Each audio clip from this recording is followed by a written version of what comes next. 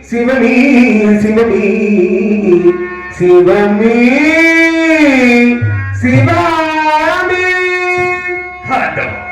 ஒரு பொய்யுரைக்கேற்றி என்னை நாட்டை இழக்க வைத்தாய்.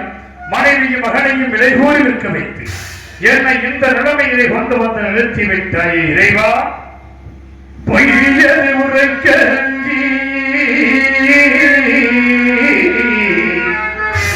பொய்யது உரைக்க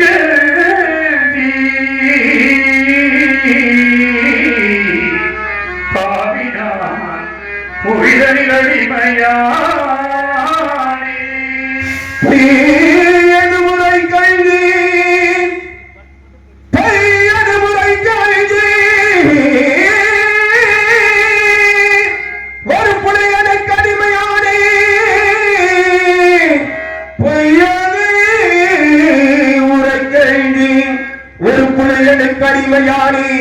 சிவமே சிவமே சிவமே சிவமே சிவாமே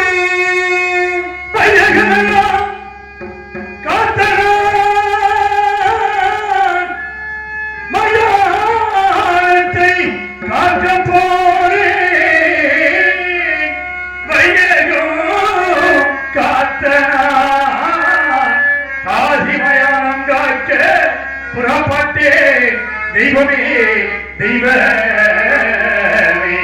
தெய்வமே தெய்வமே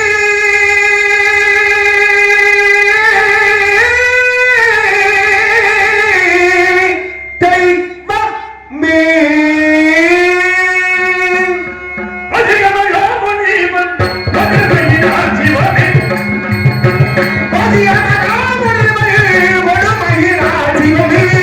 அதிகமாக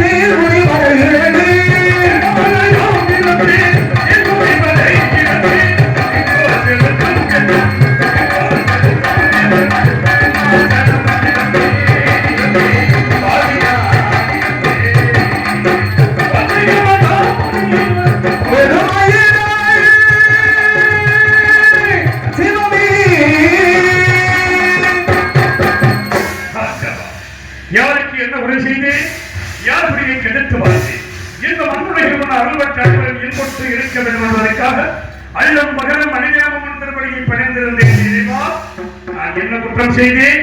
இல்லை என்று மற்றவர்களுக்கு அள்ளி கொடுத்தது குற்றம்.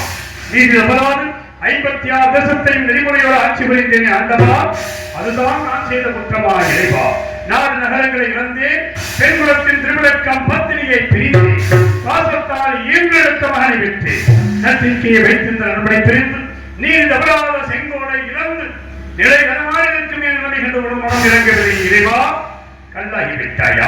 ஒரு மனம் தான் கல்லாகி விட்டார். கடைக்க திறந்து இந்த ஏழையின் திருமுகத்தை ஒரே ஒரு முறை பார்க்க மாட்டாயா? இறைவா, ஒரே ஒரு முறை பார்க்க மாட்டாய்? பகவானே,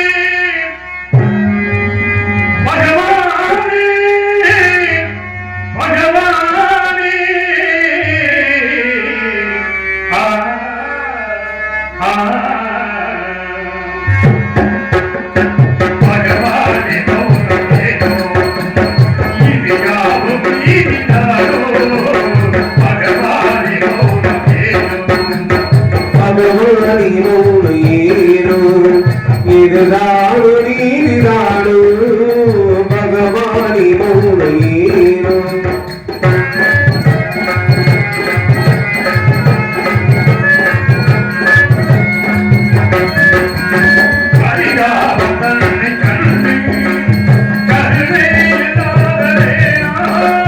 பரிதாபம் கள்ளி கள்ளி கருணை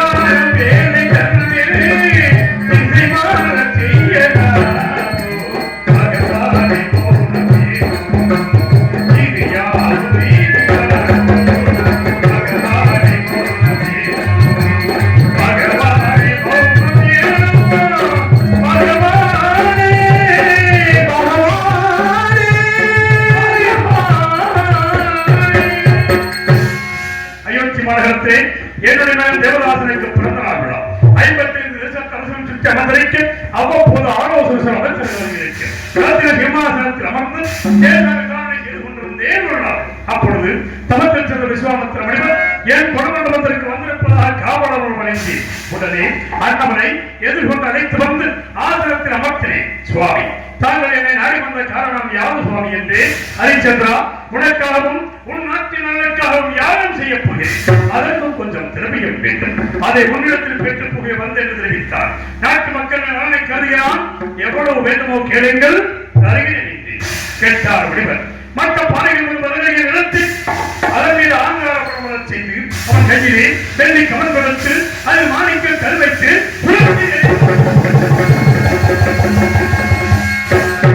அந்த மாணிக்க கல்லானது மேலே சென்று கீழே வந்து விழுந்து எழுந்தோறும் திரவியம் தர வேண்டும் என்று தெரிவித்தார். அவர் கேட்டபடி நான் திரவியத்தை கொடுத்தேன். ஹரிச்சந்திரா, நான் வசிப்பது ஆரண்யம். இத்திரவியத்தை அங்கு நான் வைத்துக் கொள்ள முடியாது. யாகத்திற்கு முகூர்த்தமாக முடிவு செய்த பிரஜமத்தை எடுத்துச் செல்கிறேன். அதுவரையில் உன்னிடத்தில் இருக்கட்டும் என்றார். சுவாமி, தங்களை போன்ற மகான்களுக்கு கொடுத்த பொருளை மீண்டும் நான் வைத்துக் கொண்டால் நான் இதை வாயில் நகரத்து போவதாக சுருதிகள் கூறுகிறபடியா இப்பொருளை நான் வைத்துக் கொள்ள அருகலை தயவு செய்தாக எடுத்துச் செல்லுங்கள் என்றேன். கவலை வேண்டாம். உன்னுடைய மலையாளி முதலத்தில் என்னுடைய உற்சாக மாலையை அடையாளமாக வைத்தால் தோஷமில்லை. அதன்படி செய்துவிட்டு முனிவர் சென்ற சிறிது நேரத்தில் ஆசார வாசிகளே குடிமக்கள் அபியக்குவன் சென்று பார்த்து குடிசனங்களே, உங்களுக்கு எல்லாம் என்ன நேர்ந்தது? நான் என்ன குறை வைத்திருக்கிறேன்? எதற்காக அழுது புலம்புகிறீர்கள் என்றேன். மன்னா, நாங்கள் இந்த பெயர்களை எல்லாம் கொடிய விரயங்கள் வந்து அழித்து விட்டது. மன்னா மன்னா எனது மனம் வேதனை அடைந்தது. குடிமக்களுக்கு ஆறுதல் அளிப்பினேன். வேட்டைக்கு புறப்பட்டேன். கொடிய விலங்கினங்களை கொண்டு வேட்டையாடி கலக்கத்தால் திருக்குள கரையோரம் ஆலமரத்தின் அடியில் எனது பத்தினி சந்திரமதியின் மடியில் சிறிது நெத்திலையில் இருந்தேன். அங்கே அடாத கனவு கொண்டு கண்டு திடக்கிட்டு எழுந்தார். இரண்டு நடன மாதர்கள் என் முன் வந்திருக்கிறார்கள். மாதர்கள், நீங்கள் யார்? உங்கள் ஊர் பேர் என்ன? என்னை நாடி வந்த காரணம் என்னவென்று கேட்டேன். மன்னா, நாங்கள் வசிப்பது இமயகிரிச்சாரல். என் பெயர் சரசவல்லி, இவன் பெயர் காமவல்லி. எங்களுக்கு பரவமும் சங்கீதமும் தெரியும். அதை தங்கள் சமூகத்தில் நடித்தும் படித்தும் காட்டி தக்க சமானம் பெற்று போய் வந்தவர்கள் தெரிவித்தார்கள்.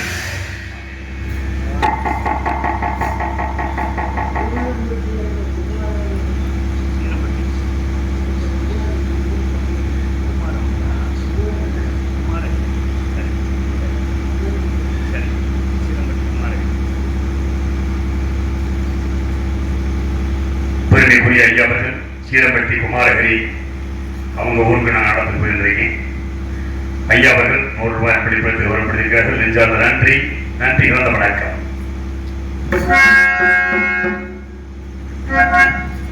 பெண்கள் தங்களுக்கு என்ன வேண்டும் என்று கேட்டேன். எங்களுக்கு வெற்றி மாலை பூச்சக்கர துணை வேண்டும் என்று கேட்டார்கள். அவர்களை நான் மனம் செய்து கொள்ள வேண்டும் என்று வற்புறுத்தினார்கள். பெண்களே, நான் தந்தாரம் என்ற பிரதான சிக்கலவன் தயவு செய்து இடத்தை விட்டு போய்விடுகிறேன். எவ்வளவோ அறிவுகளை எடுத்துக்கொண்டேன், கேட்கவில்லை. காவலர்கள் அழைத்தே அடித்து நிலத்தில் விஸ்வாமித்திர முனிவர் கடும் கோபத்தோடு வந்து என் திருமுடியை காலால் ஏற்றி மணிமணி மண்ணிலை சாய்ந்து விட்டது என்று உடனே விடைபடவில்லை. அதற்கு மாறாக எனது நெஞ்சம் இந்த திருமுடியை விதைத்திருக்கின்ற நவரத்ன கற்கள் முனிவரின் பாதத்தை புண்படுத்தியதோ என்று பாதத்தை கண்டா. நான் அனுப்பிய மாணவர்கள் ஏனடித்து துரத்தினார். என் கோபம் தீர வேண்டும் என்றால் அந்த மாணவர்கள் இருவரையும் நீ திருமணம் செய்து கொள்ள வேண்டும் என்றார். சுவாமி, அனைத்து உணர்ந்து நாங்களாய் வருவது நான் திருமணம் முடித்தவன். எனக்கு ஒரு மகன் இருக்கிறான். சுவாமி, எல்லாவற்றையும் அறிந்த தாங்கள் அறியாதது போல் பேசுகிறீர்களே. வேண்டாம். அதற்கு மாறாக கண்ணை கட்டியிலும் ஈவி வேண்டாம்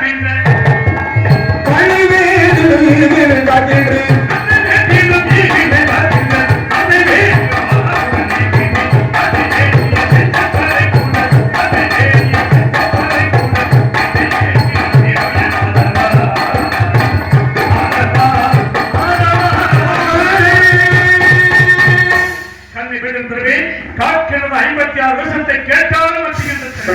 ஆனால் ஒரு பொழுதும் அந்த மாதர்களை அடைய மாட்டேன் என்றேன். அப்படியா? உன் கண்கள் நினைக்கிறதற்காக நீ கூறியபடி இப்போது 56 வருஷத்தை மறைக்க தாய் பார்த்து கொடு.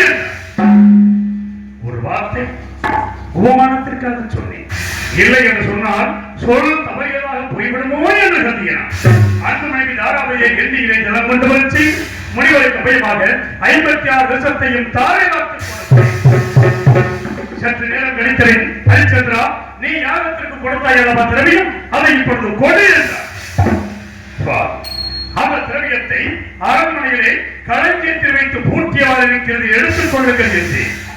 நீ நாடு நகரங்களை தாரை பார்க்கும் பொழுது பொருள் நீங்களாக தாரை பார்க்கவில்லை. இல்லை என்று சொல்லிவிட்டு போய்விடுகிறேன் என்றார். இல்லை என்று சொல்ல மாட்டான் இந்த ஹரிச்சந்திரன். எனக்கு ஏதாவது ஒரு தவணை கொடுங்கள், தவணைக்குள் தங்களுக்கு சேரலை நிறைவேற்றி நான் கொடுத்து விடுகிறேன் என்று. ராஜுகள் 48 நாட்கள் தவணை தருகிறேன். யாகத்திற்கு சேர்ந்த திரவியத்தை நட்சத்திரங்களை உன்னோடு அனுப்பி வைக்க நான் அமிர்தத்தில் கொடுத்து விடுகிறார். நான் சம்மதித்து இந்த நாட்டை விட்டு போவதற்காக ஒரு அடி எடுத்து வைத்தேன். நாடு நகரங்களை கொடுத்து விட்டேன். பொன்பொருள் தருவதாக தங்களுக்கு வாக்கு கொடுத்திருக்கிறேன். மீண்டும் நான் என்ன கொடுக்க வேண்டும் சொல்லுங்கள். உன்னை இந்த ராஜமணி நாட்டை விட்டு போக நான் சம்மதிக்க மாட்டேன். நான் கொடுக்கும் காவி வஸ்திரத்தை அணிந்து செல்ல வேண்டும் என்றார். நாடு நகரம் எனது உயிர் மேலான குடிமக்களையால் நான் பிரிந்து செல்லப் போகிறேன்.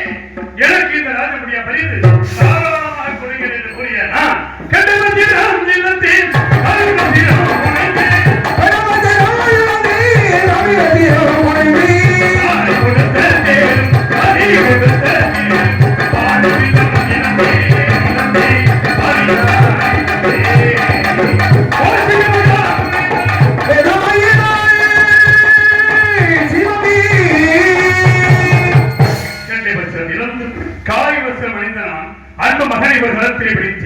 உயிரோடு உயிராகி உறவாடி ஒட்டி வாழ்ந்த மனைவியை மற்றொரு களத்திலே பிடித்துக் கொண்டு காஞ்சி மாநகரத்தை நோக்கி நடந்து சென்றேன். நகர்ந்து வாயிலே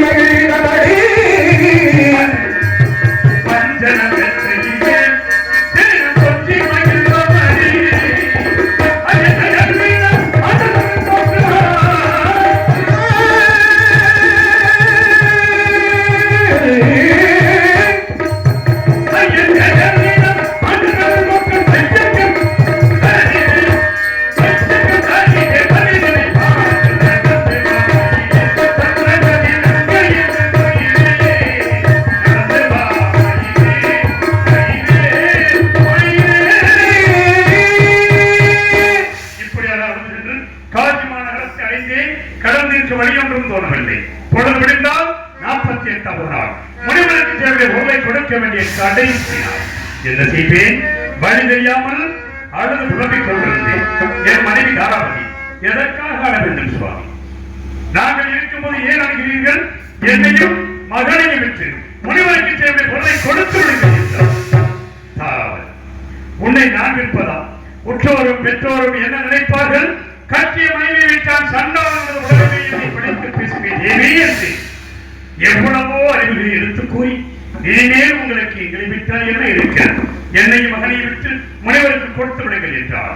வழி தெரியாமல் திகைத்த நான் இரு பேர்களையும் என் கரங்களிலே பிடித்துக் கொண்டு காட்சிமான கருத்து விதிகளிலே விலையோ விலை, விலையோ விலை, விலையோ விலை என்று விலை கூறி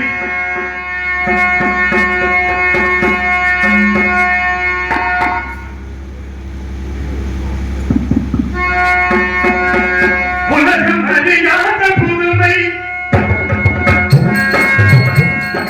உலகம் அறியாத புதுமை, உடல் பொருளாவியை கரையில் இருப்பதே உலகம் அறியாத புதுமை. இந்த உலகம் அறியாத புதுமை,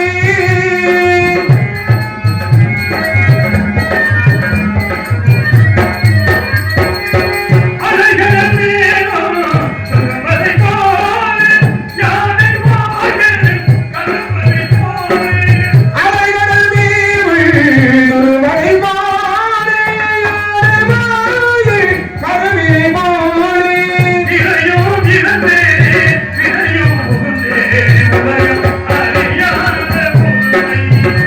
இந்த உலகம் அறியாத யாத புதுமை.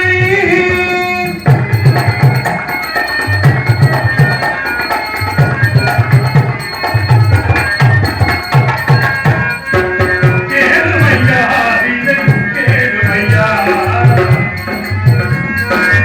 கேளுமையா விலை கேளுமையா, ஆரம்பிருந்தோர் இல்லை பாருமையா, தன்மானம் என்றால் தன்மானம் என்பது என்மானத்தாகவே பிறந்தவரோ. தள்ளாடு எழுநாடு தள்ளாடு எழுதி திருநாடும் காத்தவி பிறந்தவர்கள்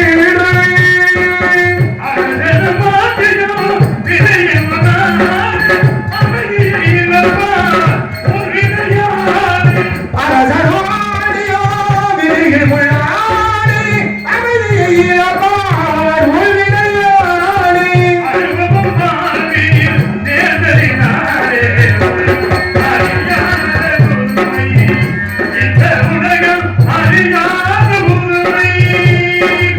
கேளுமையா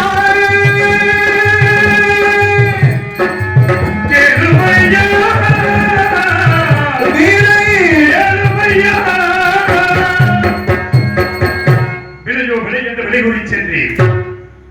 யாருமே விலைக்கு வாங்க முன்வரவில்லை. இறுதியாக காலகண்ட ஐயர்கள் விலைக்கு வாங்கி என் மனைவியும் மகனையும் என் கண்ணதிரை அடித்து இழுத்துச் சென்றார். அந்த பொருளை பெற்ற நான் தலைவனத்தில் கொடுத்துவிட்டு பட்டங்களும் தீர்ந்து விட்டு என் மன அமைதியோடு இருந்தேன். நட்சத்திரங்கள் ஓடோடி வந்தார். சென்றா உன்னோடு 40 நாள் கஷ்டப்பட்டு வந்திருக்கிறேன், எனக்கு நிறுவ போகிறாய், 16,000 முன் கொடுத்தாருடைய இல்லை என்றால் இந்த பொருளை மணிமலைக்கு கொடுக்க மாட்டேன், நான் வைத்துக் கொள்வேன் என்றார். சுவாமி, இனிமேல் என்னிடம் என்ன இருக்கிறது, எதை வைத்து கொடுப்பேன் என்று. ஏழில்லை, நீ இருக்கிறாய் அல்லவா, உன்னை விட்டு கொடுக்கலாம் அல்லவா என்றார். ஆம் சுவாமி, என்னை நான் மறந்துவிட்டேன் என்று சொல்லி அரண்மனை மந்திரி சத்தியகிக்கு அழைத்தேன். இந்த காட்சிமான கருத்து வெளியில்லை, யாருமாவது விலை கூறி விட்டு விடுங்கள் என்று மனம் சூழ்ந்து விலை கூற முடியாத மந்திரியா மூர்ச்சியாகி கீழே சாய்ந்து விட்டார். இந்த பாவியாகிய நான் என்னை நானே விலை கூறி சென்று வீரமாக நியமக்காவலரை கடுமையானே கல்புறம் சுமக்க வைத்தார். கவலை கீழே விழுந்தது, இருந்த கல்லை அழைக்க செய்தார். அழைக்க வந்த கத்தியானது கையிலே அலுவலகத்தில் கொடுத்ததை பார்த்தார். கம்பால் அடித்தார், காலால் உதைத்தார். சுவாமி, அடிகளை கம்பால் மட்டும் அடியுங்கள், காலால் உதைக்க வேண்டாம், தங்கள் பொறுப்பாளம் நோகமே சுவாமி என்று என் மீது இறக்கம் கொண்டு ஹரிச்சந்திரா, உனக்கு இந்த வீட்டு வேலை சரிப்படாது, நான் காக்கின்ற மயானம் இருக்கிறது. வருகின்ற வினமொன்றுக்கு காற்பணம் உணர்த்துண்டு வாய்க்கரிசி 3 வாங்கு, காற்பணம் உணர்த்துண்ட எனக்கு அனுப்பிவை, வாய்க்கரிசி மட்டும் உசிப்பிற்கு வைத்துக் கொள் என்றார். நாடாந்த மன நிலைமையை பார்த்தாயா, அரண்மனையிலே அறுசுவை உணவு கொண்டு வாழ்ந்தனான் இன்று மயானத்திலே விடத்தின் மேல் போடப்படுகிற வாய்க்கரிசி கொண்டு வாழ உணவுக்கு என்னை கொண்டு வந்து நிறுத்தி விட்டார். என்ற கட்டளைப்படி மயானத்தை காக்க புறப்படுகிறேன். இறைவா, மயானத்தை போகின்றே போகின்றே விதிவழியோடு மகிழ்வழியோடு விதிவழியோடு மகிழ்வழியோடு எதிவழி மகிழ்வழி உயிர் நீ நான் உயிர் நீ மயானே காவல் உயிரிடவே உயிர் நீ நான் உயிர் நீ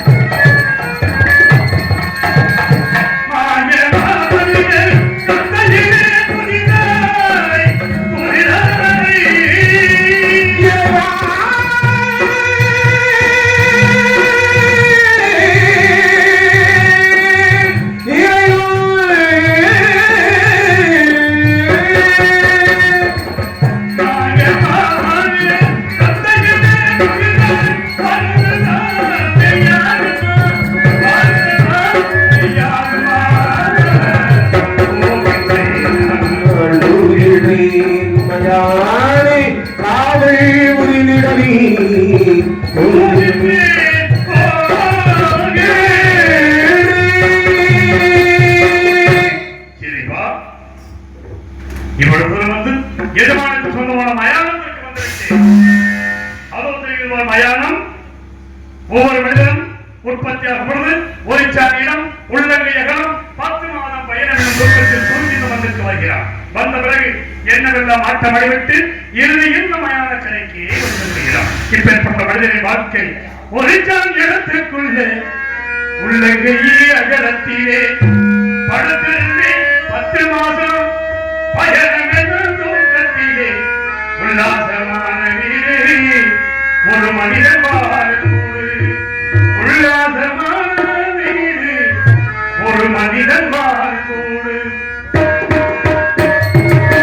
ஒரு கல் எடுத்துக்கொண்டே உள்ளங்கையே அகலத்திலே படுத்திருந்தே 10 மாதம் பயணம் எனும் தூக்கத்திலே உல்லாசமான வீடு ஒரு மனிதன் வாழக்கூடு. உல்லாசமான வீடு ஒரு மனிதன் வாழக்கூடு. உல்லாசமான வீடு ஒரு மனிதன் வாழக்கூடு.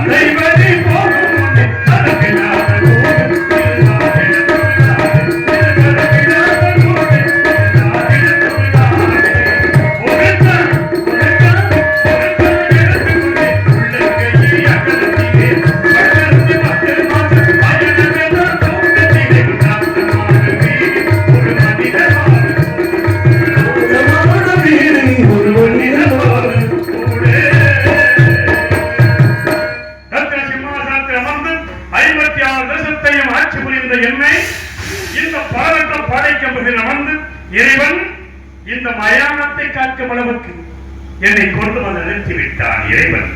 ஒவ்வொரு மனிதனும் வாழ்க்கை எப்படி இருக்கிறது பார்த்தாயா? நாட்டை ஆண்டே இன்று இந்த சுடுகாட்டை ஆளும் அளவுக்கு என்னை கொண்டு வந்திருக்கிறார். ஆனால் அன்றும் ஆண்டேன். எதை ஆண்டேன்? நாட்டை ஆண்டேன். இப்பொழுது இந்த சுடுகாட்டை ஆளுகிறேன்.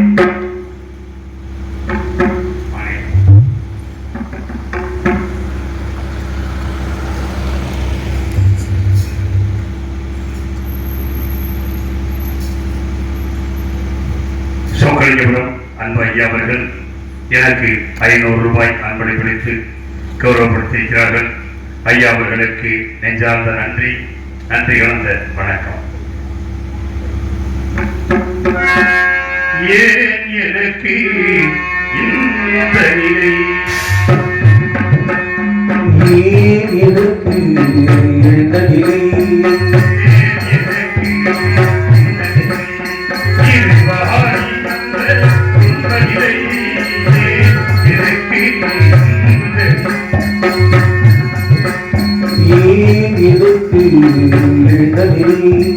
இறைவாணிகள் மீதல் மதிலை இந்த நிலை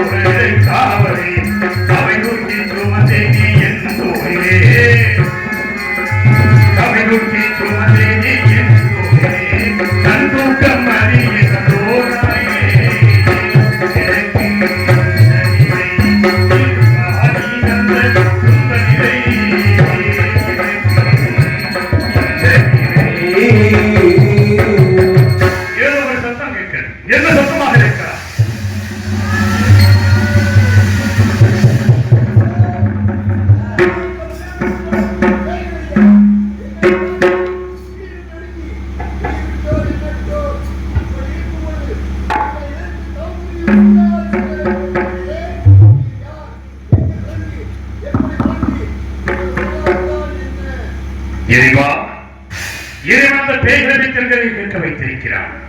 பேய்களுக்கு தான் கதையை சொல்ல வேண்டும் இருந்தால் அதையும் சொல்லுகிறேன், கவனமாக கேளுங்கள். பிறந்தது மண்ணில் இறப்பதற்கென்று பேசிடுமோ, துறந்தது சுகம் துக்கத்துக்கு என்றும் கண்டே, கலந்தனை கூப்பேன் தொடரையை காக்க அணிவு கொண்டே பறந்து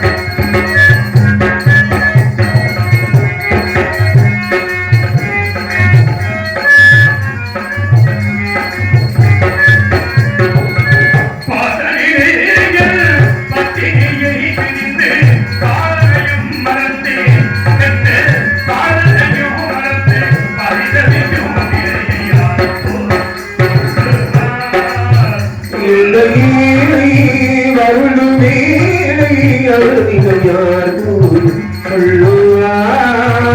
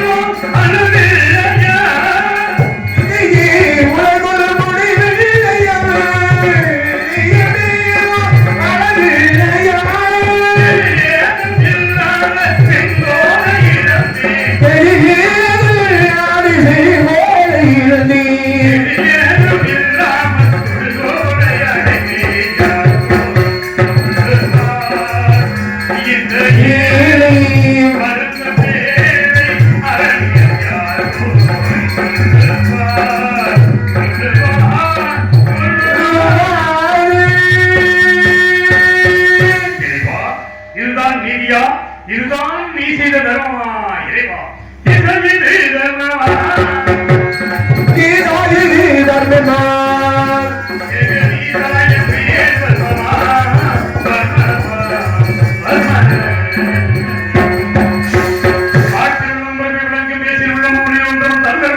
சந்திரப்பிரிய பல்லர் பல்லுடைய மன்னர் மன்னரே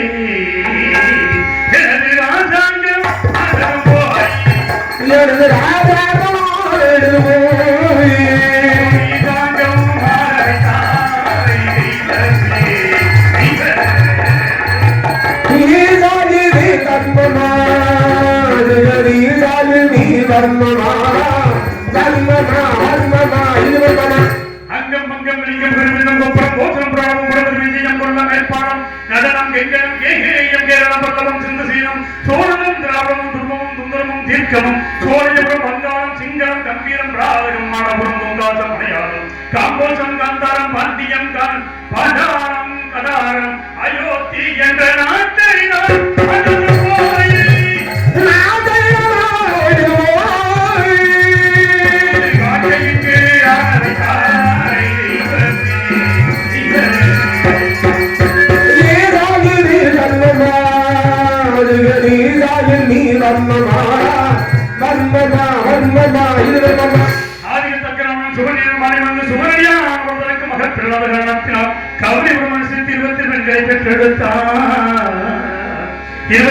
பெற்றெடுத்து ஆயிரம் மதம் பூரபுத்திரம் அஸ்தம் சித்திரம் கேட்டை மூலம் புராணம் திருவண்ணம் விட்டம் சதயம் புரட்டாதி உத்திரட்டாதி ரேவதி விசாகம் என்று 22 நாம் அமைத்து தாக்குரை வெளியும் பொழுது வண்ணமாக வளர்த்து பெண்கள் தக்கவரும் வந்தவுடனே 16 சந்திரனை அழைத்து 27 மாதங்களை மனம் செய்து கொடுத்து ஏகோகமாக நடத்தக்கிறது என்று சந்திரமண்டலம் அனுப்பி வைத்தார்.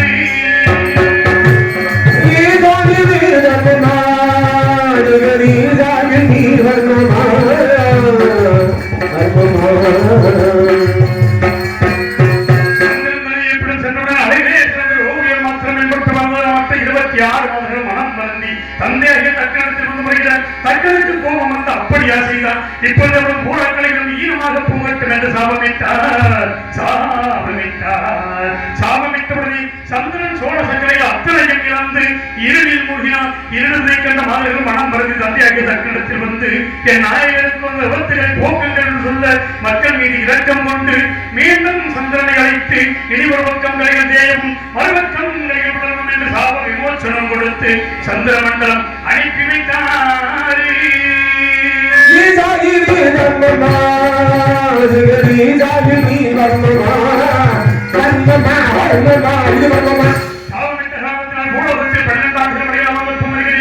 சந்திரமண்டலத்தை அளாவ சந்திரன் சகிக்காது எங்கும் நீராட தன்னில்லாதார் தன் பத்திரிமார்கள் 27 பேரும் இணைத்து பூலோகம் வந்தார். பூலோகத்தில் கவன வரிசைகள் நீராடக்கூடிய குளத்தில் ஜலம் நிறைந்திருப்பதை பார்த்து தானும் மாதர்கள் நீராடி சந்திரமண்டலம் சென்றார்கள்.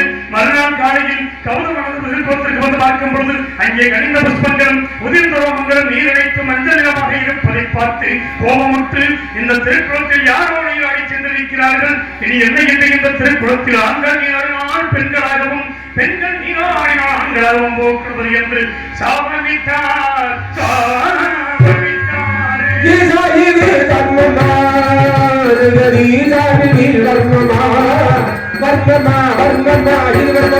சாபத்தை அறியாத சந்திரன் மறுநாள் காலையில் பத்திரிமாக 27 அழைத்து வந்து அந்த குளத்தின் கரையில் நிறுத்திவிட்டு முதலில் தான் மட்டும் இறங்கி நீராடி மூழ்கி இருந்தான். மூழ்கி இறந்த சந்திரன் அழகிய பெண்ணுருமாக மாறி கரைக்கு வர பெண்கள் கண்டு மனம் வருந்தி ஸ்ரீமன் நாராயணனுக்கு தவம் செய்ய தவத்திரை மகாவிஷ்ணு மலருக்கு வந்து பெண்ணுருமாக இந்த சந்திரனை பார்த்து அவனிடத்தில் கொஞ்சி பேசி மறைமுகமான சோழை மனத்தில் அழைத்து போய் கூட மகா பாதகனாகிய நான் பிறந்தேன். குழந்தையை கையில் நிறுத்திவிட்டு பெண்ணுருவாய் என்ற சந்திரனை மீண்டும் திருக்குளத்தில் மூழ்கும்படி செய்து சுய உரிமை கொடுத்து சந்திர மண்டலம் அனுப்பி வைத்தார்.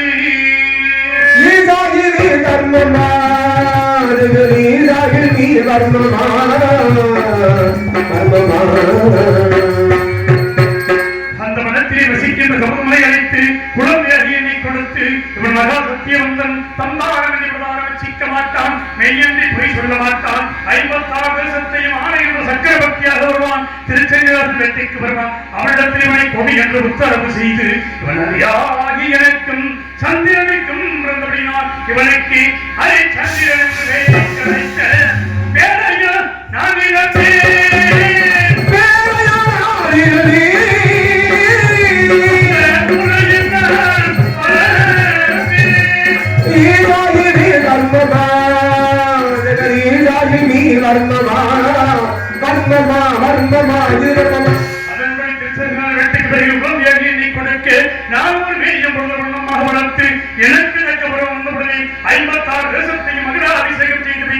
என்னை வளர்த்த எனது வளர்ப்பு தந்தையை திருச்செங்கும் சொர்க்க பதவி அடைந்தாரி. நான் நாட்டை நீதியோடு ஆண்டுவதற்கு களத்திலே செங்கோல் பிடித்த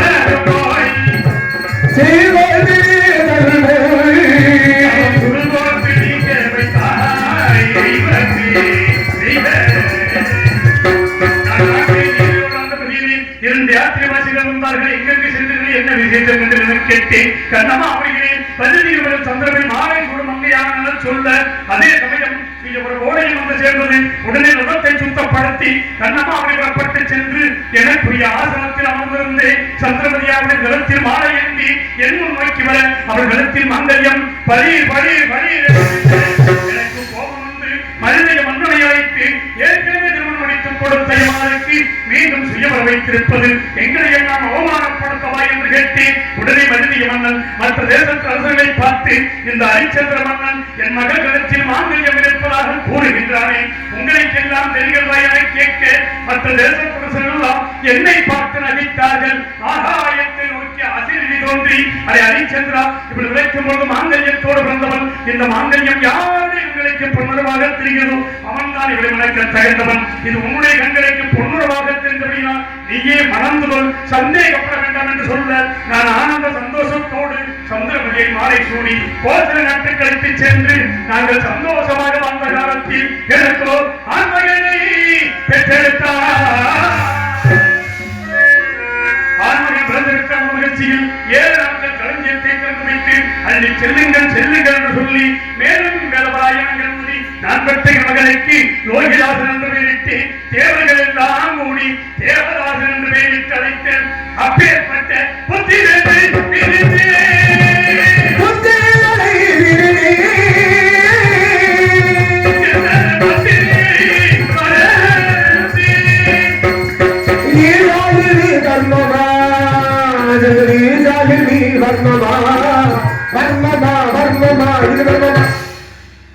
வலிமையல்ல, ஜாதியிலும் வலிமையல்ல, பாதினாலே அடிமை மயானத்தில் வந்து மதியடிக்கும் முடிவை கொடுத்து விட்டாய் இறைவா.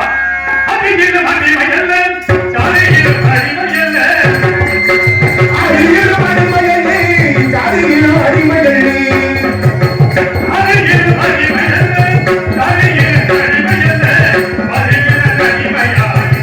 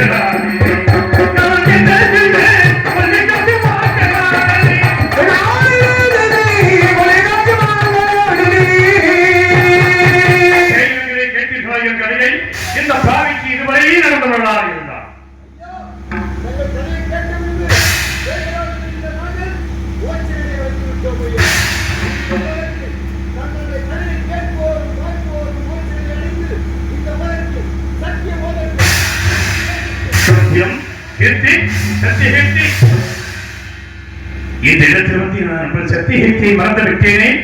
சத்தியத்தை நினைவுபடுத்துவதற்காகவே இறைவன் அந்த பேய்களை வைத்து கேட்க வைத்திருக்கிறான். எப்படி காணப்போகிறேன் நண்பா? எங்கே இருக்கிறாயோ தெரியவில்லையே. கண்கள் இரண்டும் என்று உன்னை கண்டு பேசுமோ?